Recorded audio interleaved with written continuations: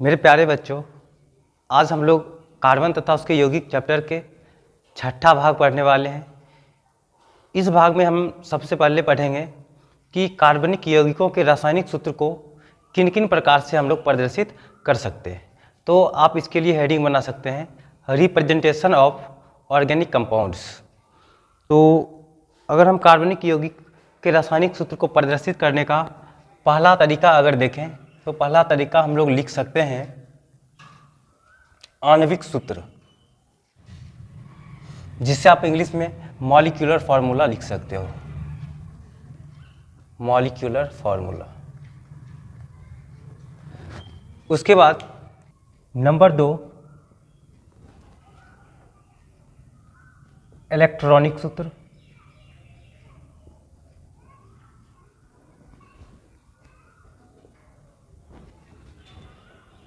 Electronic formula. Number 3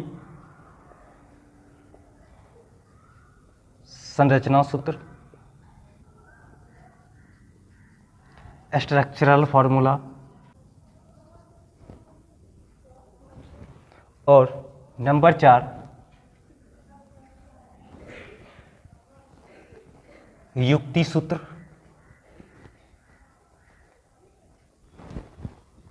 rational formula. और number 5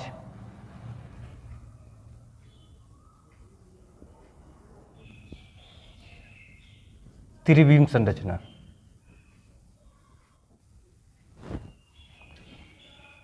three D structure. कार्बनिक यौगिकों के रासायनिक सूत्र को प्रदर्शित करने के और भी तरीके हैं, लेकिन हमें उतना नहीं पढ़ना है। क्लास 10th में हमें बस यही काफ़ी है। तो इनमें से सबसे पहले हम आणविक सूत्र के बारे में बात करते हैं।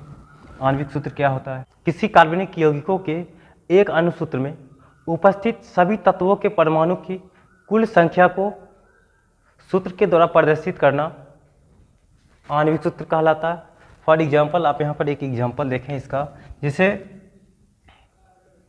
हम मीथेन की बात कर ले अगर, तो आप मीथेन, इसको हम लोग बोलेंगे आणविक सूत्र, क्योंकि इसके एक अणुसूत्र में सभी परमाणु को लिखा गया है। यहाँ पर देखिए कार्बन परमाणु की संख्या यहाँ पर कुछ नहीं लिखा हुआ है, मतलब एक कार्बन परमाणु है। यहाँ पर कार्बन परमाणु की संख्या 1 और हाइड्रोजन परमाणु की कुल संख्या यहाँ पर 4 है। तो इन सभी एक अणुसूत्र में तत्वों के परमाणु को यहाँ पर दर्शाया जा रहा है, कार्बन का एक परमाणु, हाइड्रोजन का एक परमाणु। तो इस प्रकार से बने सूत्र को हम लोग आणविक सूत्र बोलते हैं। या अगर इसका दूसरा एग्जाम्पल हम देख लें, जैसे C2H5OH, तो आप इसमें भी देख पा रहे हैं कार्बन परमाणु एक अणुसूत्र में कार्बन परमाणु की संख्या यहाँ पर देखिए 2, हाइड्रोजन परमाणु की संख्या यहाँ पर देखिए 5 और एक यहाँ पर 6। तो हाइड्रोजन परमाणु की संख्या 6 और ऑक्सीजन परमाणु की संख्या 1। तो यहाँ पर तत्व के परमाणु जितना भी उपस्थित है इन सभी को सूत्र के द्वारा दर्शाया जा रहा है, इसलिए हम इस प्रकार के सूत्र को हम लोग आणविक सूत्र बोलते हैं। उसके बाद कार्बनिक यौगिकों के रासायनिक सूत्र को प्रदर्शित करने का दूसरा जो तरीका है हमारा इलेक्ट्रॉनिक सूत्र। अब इलेक्ट्रॉनिक सूत्र क्या होता है समझिए इसको। जैसे परमाणु के बीच आपने पढ़ा है कि कार्बनिक यौगिकों में सहसंयोजी आबंध होता है। तो सहसंयोजक आबंध को इलेक्ट्रॉन बिंदु के द्वारा दर्शाया जाना ही क्या कहलाता है? इलेक्ट्रॉनिक सूत्र कहलाता है। अगर हम इसको परिभाषा के रूप में अगर बोलना चाहें तो लिख सकते हैं किसी कार्बनिक यौगिकों के परमाणु के बीच सहसंयोजक बंधन को इलेक्ट्रॉन बिंदु के द्वारा दर्शाया जाना या दर्शाने वाले सूत्र को इलेक्ट्रॉनिक सूत्र कहते हैं। इसका एग्जाम्पल आप देख सकते हैं। जैसे देखिए यहाँ पर CH4 है, तो इसी को हम इलेक्ट्रॉनिक सूत्र के द्वारा दर्शाना अगर चाहें तो दर्शा सकते हैं। जैसे एक कार्बन है, CH4 है, इसका अणुसूत्र क्या है? CH4। अब जब इसी को हम इलेक्ट्रॉन सहसंयोजी आबंध के इलेक्ट्रॉन बिंदु के द्वारा जब दर्शाएंगे इसको, तो देखिए यहाँ पर कार्बन का बाह्यतम कक्षा में 4 इलेक्ट्रॉन, 1 2 3 और 4। हाइड्रोजन 1 1 1 और 1, यानी कि हाइड्रोजन के बाह्यतम कक्षा में इलेक्ट्रॉन की संख्या 1 होता है। अब यहाँ पर क्या करेगा? इलेक्ट्रॉन का साझेदारी करेगा। आपको हम ये अच्छी तरह से बता चुके इससे पहले वीडियो लेक्चर में, तो आप इन चीज़ों को वहाँ से समझ सकते हैं। तो इस तरह से बने सूत्र को हम लोग इलेक्ट्रॉनिक सूत्र बोलेंगे। इसके बाद हमारा है कार्बनिक यौगिकों के रासायनिक सूत्र को प्रदर्शित करने का ये तीसरा तरीका संरचना सूत्र। संरचना सूत्र जैसे कि एक अणुसूत्र में परमाणु की जो व्यवस्था होती है उसी को हम लोग संरचना सूत्र बोलते हैं। जैसे देखिए यहाँ पर CH4 है, अब इसमें कार्बन परमाणु किस तरह से व्यवस्थित है, तो एक हाइड्रोजन इस कार्बन परमाणु में हाइड्रोजन के परमाणु किस तरह से व्यवस्थित हैं, तो देखिए यहाँ पर एक कार्बन के साथ यहाँ पर हाइड्रोजन, एक यहाँ पर हाइड्रोजन, एक यहाँ हाइड्रोजन और एक यहाँ पर हाइड्रोजन। तो इस प्रकार के सूत्र को हम लोग बोलेंगे संरचना सूत्र। या इसका दूसरा एग्जाम्पल अगर हम देखना चाहें तो देख सकते हैं, जैसे 2 कार्बन है, इसके साथ हाइड्रोजन परमाणु की व्यवस्था को अगर हम लोग देखें तो इस तरह से लिख सकते हैं।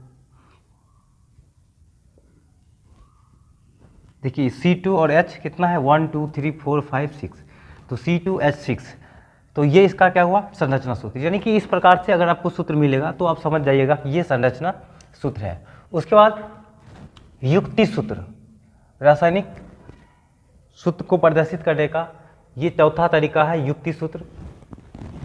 अब युक्ति सूत्र किसको कहते हैं इसको समझिए।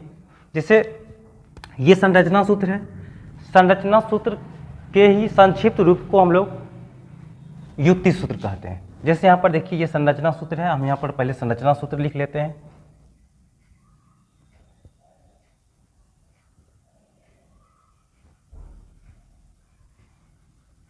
ये संरचना सूत्र है, इसी को जब हम संक्षिप्त में लिखेंगे तो उसको हम लोग कहते हैं युक्ति सूत्र। फॉर एग्जांपल देखिए यहाँ पर कार्बन, एक कार्बन के साथ कितना हाइड्रोजन है 3 हाइड्रोजन है, तो यहाँ पर हम लिख सकते हैं CH3।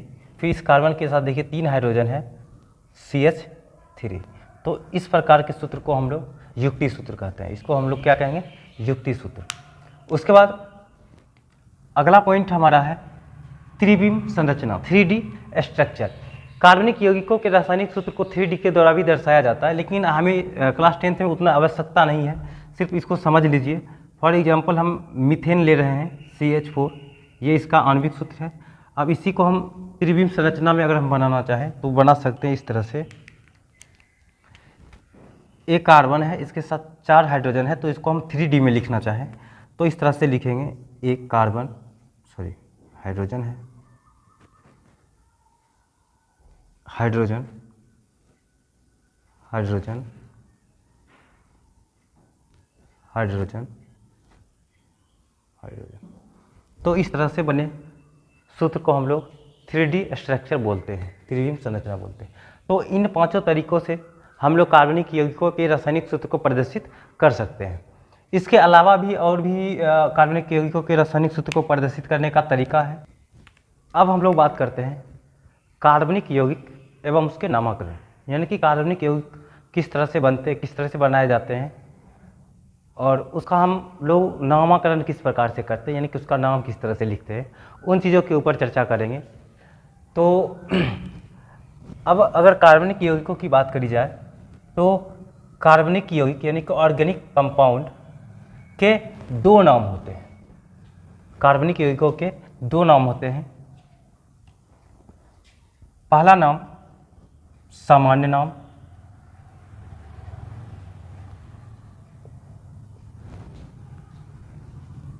कॉमन नेम, और दूसरा नाम IUPAC नेम।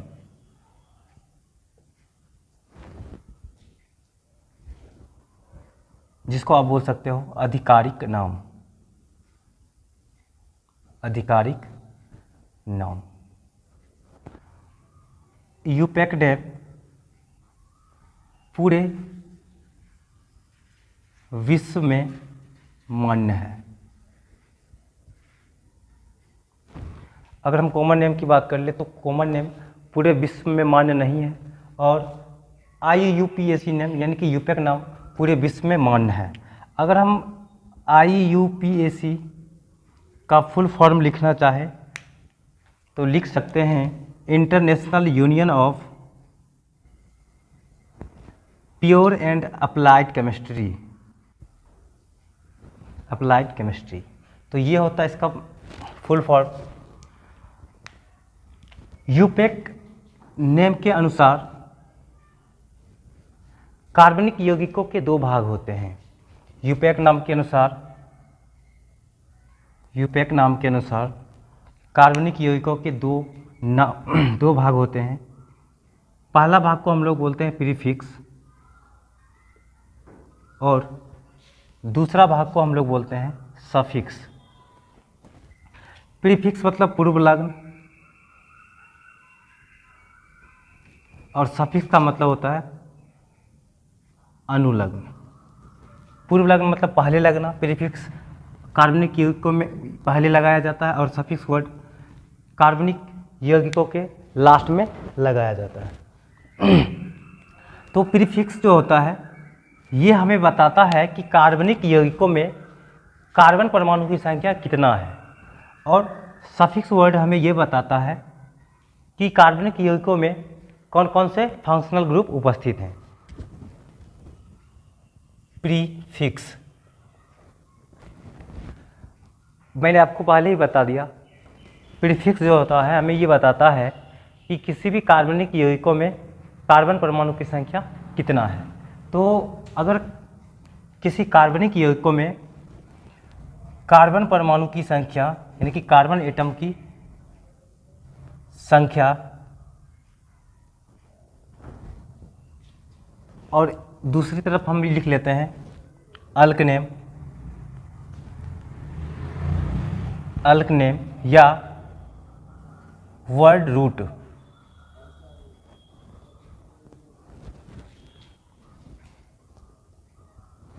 अगर किसी कार्बनिक यौगिकों में कार्बन परमाणु की संख्या 1 होगा तो उसका अल्कनेम हम लोग लिखेंगे। अल्कनेम मतलब कार्बन परमाणु की संख्या का नाम। जैसे कार्बन परमाणु की संख्या 1 है तो इसका नाम क्या कहलाएगा? अल्कनेम कहलाएगा। जैसे अगर कार्बन परमाणु की संख्या 1 होगा तो इसका अल्कनेम हम लोग लिखेंगे मेथ ना, इसी को हम वर्ड रूट भी बोलते हैं। अगर हिंदी में अगर आप लिखना चाहे तो लिख सकते हैं मूल शब्द, मूल शब्द। अगर कार्बन परमाणु की संख्या 2 होगा तो अल्कनेम एथ, कार्बन परमाणु की संख्या 3 प्रोप, कार्बन परमाणु की संख्या 4 ब्यूट। आप इसको बट नहीं पढ़ेंगे, ये ब्यूट कहलाता है केमिस्ट्री की भाषा में। कार्बन परमाणु की संख्या 5 होगा तो हम यहाँ पर लिखेंगे पेंट। कार्बन परमाणु की संख्या 6 हेक्स, कार्बन परमाणु की संख्या 7 तो अल्कनेम हेप्ट, कार्बन परमाणु की संख्या 8 तो अल्कनेम ऑक्ट, कार्बन परमाणु की संख्या 9 अल्कनेम नॉन, कार्बन परमाणु की संख्या 10 तो अल्कनेम डेक होगा। तो आपको कार्बनिक यौगिकों का नामकरण करने के लिए आपको याद रहना चाहिए। जैसे कार्बन परमाणु की संख्या 1 होगा तो अल्कनेम meth, 2 eth, 3 prop, 4 but, 5 pent, 6 hex, 7 hept, 8 oct, 9 non और 10 डेक। तो ये चीज़ आपको याद होना चाहिए। उसके बाद हम लोग बात करते हैं सफिक्स का। तो सफिक्स 2 प्रकार का होता है। पहला होता है प्राइमरी सफिक्स, प्राइमरी सफिक्स जिसको हम 1 डिग्री सफिक्स भी बोलते हैं, और दूसरा सफिक्स होता है सेकेंडरी सफिक्स जिसको 2 डिग्री सफिक्स बोल सकते हो। तो प्राइमरी सफिक्स हम लोग कार्बनिक यौगिकों के मैक्सिमम बॉन्ड टाइप को हम लोग प्राइमरी सफिक्स बोलते हैं। फॉर एग्जांपल, जैसे आपको ये भी पता है कार्बनिक यौगिक जो होता है उसमें कौन सा बॉन्ड होता है? कोवेलेंट बॉन्ड होता है, यानी कि सहसंयोजक आबंध होता है। इसका मैक्सिमम बॉन्ड, जिसे अगर हम बात करें सिंगल बॉन्ड की, सिंगल बॉन्ड अगर होगा तो इसके लिए हम लोग सफिक्स वर्ड एन का उपयोग करेंगे। अगर डबल बॉन्ड होगा, डबल बॉन्ड, तो इसके लिए हम इन का उपयोग करेंगे। और ट्रिपल बॉन्ड होगा, सफिक्स वर्ड आइन का प्रयोग करेंगे। तो इस तरह से हम लोग कार्बनिक यौगिकों का नामकरण करने के लिए बस इतना चीज़ की आवश्यकता पड़ेगी। अगर ये चीज़ आपको याद है तो आप किसी भी कार्बनिक यौगिकों का नामकरण आसानी से कर सकते हैं। तो इन चीज़ को आप याद रखें। उसके बाद सेकेंडरी सफिक्स जो होता है, सेकेंडरी सफिक्स को हम आगे बताएंगे। सेकेंडरी सफिक्स के अंतर्गत फंक्शनल ग्रुप आते हैं, यानी कि क्रियाशील मूलक आते हैं। जब हम इसका नामकरण करते हैं तो सेकेंडरी सफिक्स को हम लोग लास्ट में लिखते हैं। इसको हम और भी डिटेल में आगे बताएंगे। पूरा एक एक चीज़ को बारी बारी से पूरा डिटेल में हम आपको बताएंगे, कहीं पर भी कोई दिक्कत आपको नहीं होगा। तो आज की इस वीडियो में बस इतना ही रहने देते हैं। अगर आपको वीडियो अच्छा लगा तो लाइक और सब्सक्राइब ज़रूर करें, क्योंकि आपका लाइक और सब्सक्राइब ही मेरा मेहनत का फल होता है और हमें मन भी लगता है वीडियो बनाने में। तो बस आज के लिए इतना ही, धन्यवाद।